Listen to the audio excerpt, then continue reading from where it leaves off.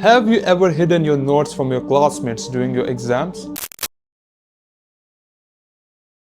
One of the evil habits that has gotten into us is looking at everything in the world as a competition. I never realized it myself until I read the chapter Greediness and Miserliness from this book. Before I continue, let me state what is meant by being greedy and miserly. Being greedy and miserly means to excessively love material things and to hold on to them, spending as little as possible, whether on others or even your own self. Keep in mind, all of these material things that we own are given as a trust to us by Allah, and we will be accountable for them. During my disappearance phase, this chapter really hit me because I realized I've done something similar to.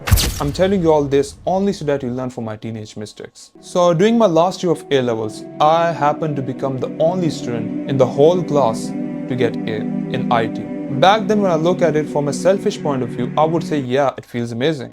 But now when I look at it from a collective thought, I realize that wouldn't it have been more beautiful if everybody got an A in IT? Even more beautiful if I helped them do that. How many more could have got better scholarships or greater opportunities?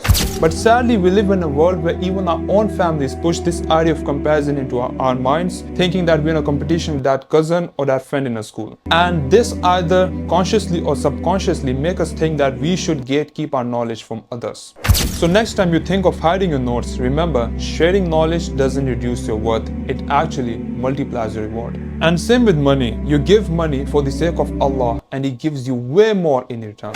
And as our Prophet ﷺ said, beware of greed, for it was only greed that destroyed those before you. It commanded them to be miserly and they did so.